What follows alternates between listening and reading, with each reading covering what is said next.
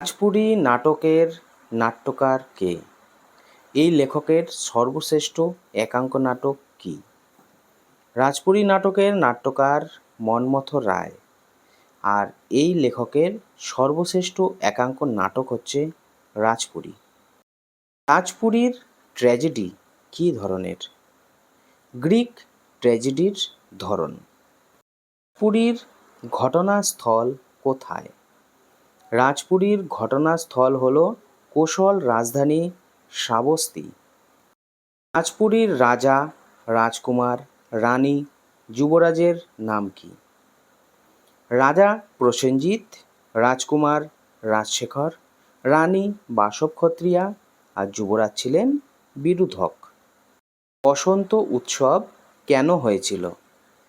কনিষ্ঠ কুমার রাজশেখরের তৃতীয় বার্ষিক জন্মতিথি পালন করার উদ্দেশ্যে বসন্ত উৎসব হয়েছিল।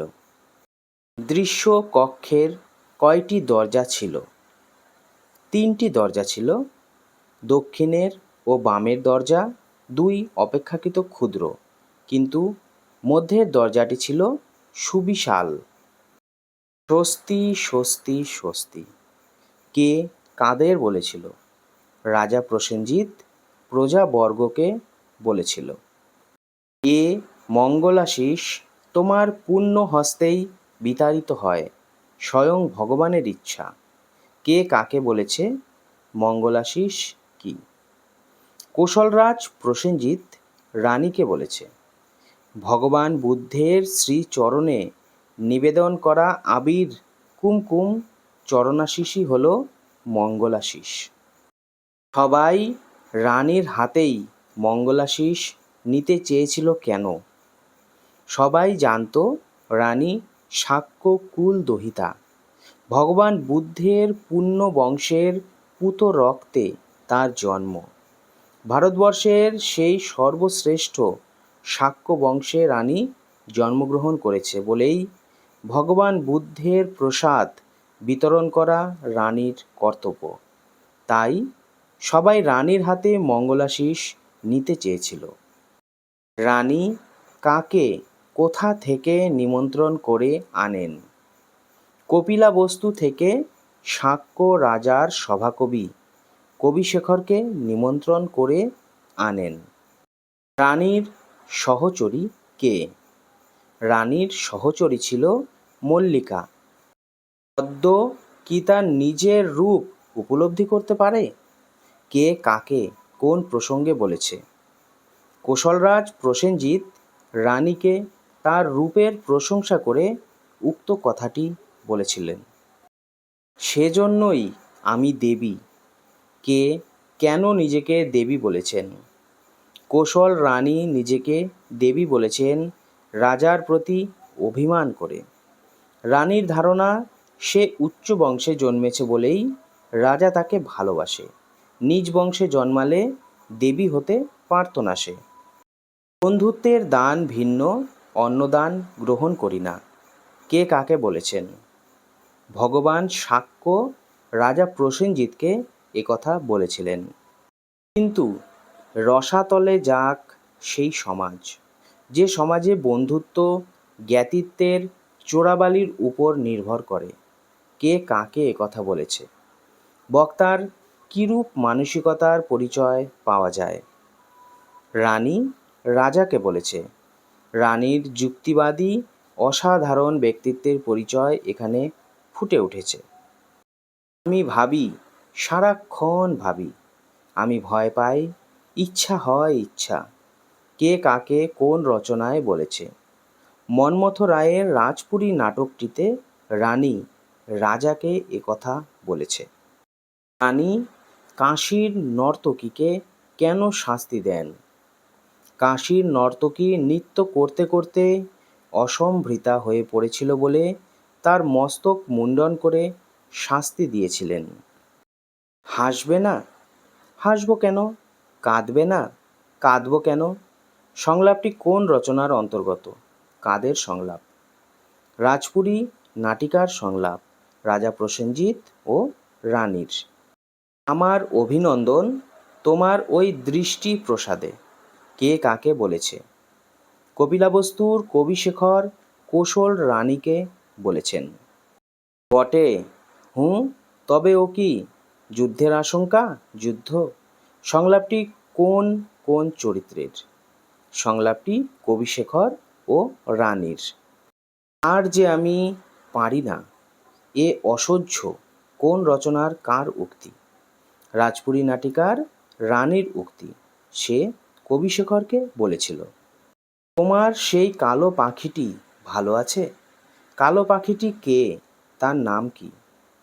কালো পাখি হলো কবিশেখরের অন্ধ পত্নী, তার নাম ছিল কাকলি। তোমার ওই চোখ, ও যে অতুল অনুপম, কার চোখের কথা কে বলেছে?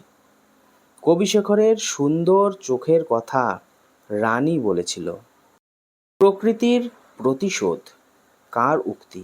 প্রকৃতি কিভাবে প্রতিশোধ নিয়েছে? এটি রানীর উক্তি। রানী ছোটবেলায় কবিশেখরের সুন্দর মায়াবী চোখের জাদুতে মুগ্ধ হয়ে তাকে ভালোবাসে, অথচ কবিশেখর রানীকে প্রত্যাখ্যান করে। তাই রানীর ধারণা কবির স্ত্রী কাকলি অন্ধ হয়ে গেছে, কবিকে সে আর কোনোদিন দেখতে পারে না। কবিশেখর ও রানীর সম্পর্ক কেমন? কৌশল রানী আসলে সাক্ষ্যরাজের নাচনেওয়ালির নাতনি।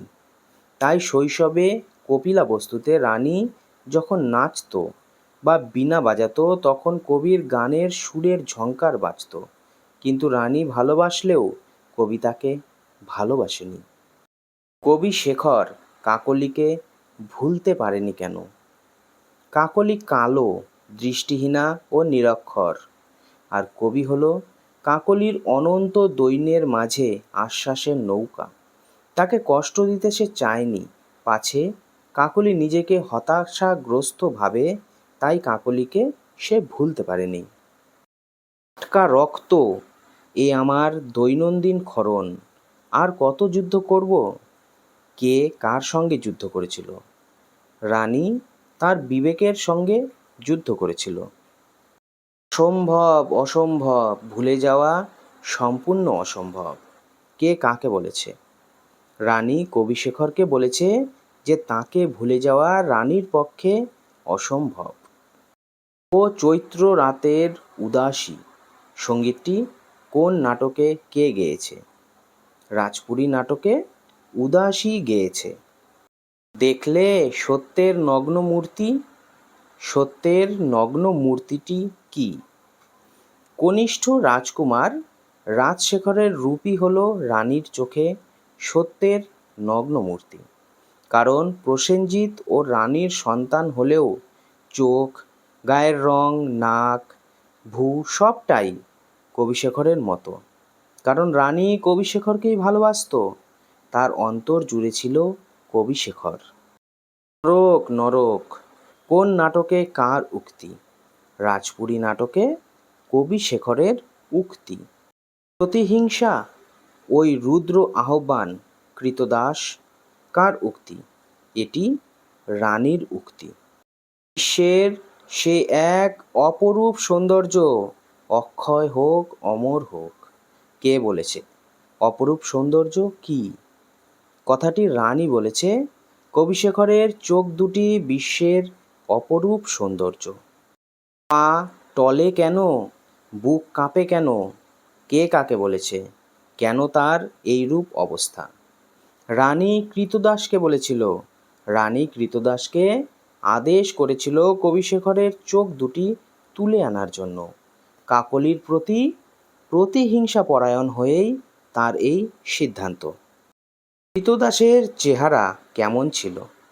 প্রচণ্ড শক্তিমান, ভীতিব্যঞ্জক, অতিকায় তার শরীর, এক হাতে সুদীর্ঘ শানিত ছুরিকা। কি? কে তুমি?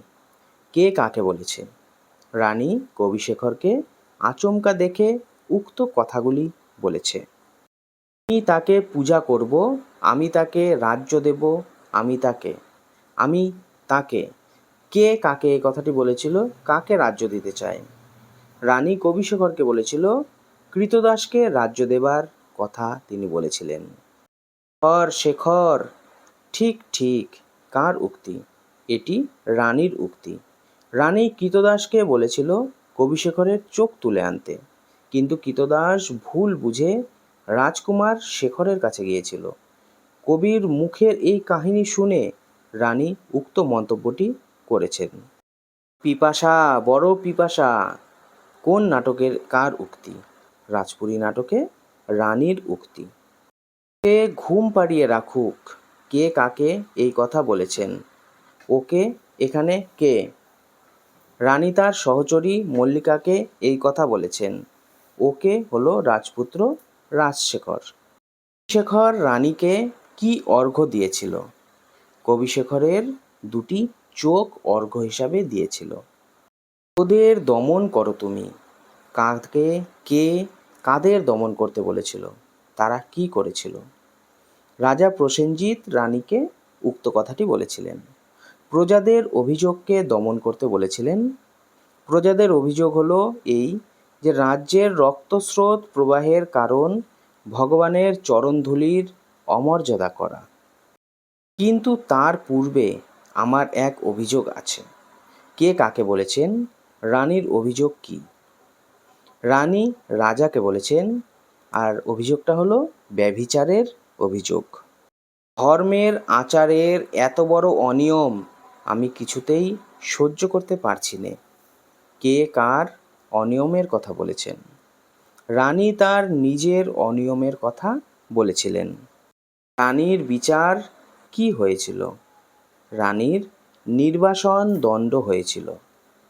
আগে রাজপুরী পবিত্র হোক, শুদ্ধ হোক, সত্য হোক, তারপর। কে কাকে বলেছেন? রানী রাজা প্রসেনজিৎকে একথা বলেছিলেন। পদ্মফুল? না। কে কাকে বলেছেন পদ্মফুল কি? রানী মল্লিকাকে বলেছেন। কবিশেখরের চোখ দুটিকে পদ্মফুল বলা হয়েছে। জীবনের এই প্রহেলিকা চিরন্তন হয়ে থাক, কার উক্তি? কোন নাটকে? রানীর উক্তি রাজপুরী নাটকে। সে যে মিথ্যা বলেনি বা পরিহাস করেনি তার প্রমাণ। কার কি কথা মিথ্যা মনে হয়েছে? কপিলাবস্তুর রাজ পরিবারে এক বৃদ্ধা দাসী বলেছিল নাতি বিরুধক দাসী পুত্র। শাক্য রাজার নাচনেওয়ালির নাতি বিরুধক। দাসীর এই কথা কুশলরাজের কাছে মিথ্যা মনে হয়েছিল। বিরুধক কেন শয়নকক্ষে ফিরে যায়? বিরুধক শয়নকক্ষে মাতৃদত্ত আংটি ফেলে এসেছিল, সেটি আনতে গিয়েছিল।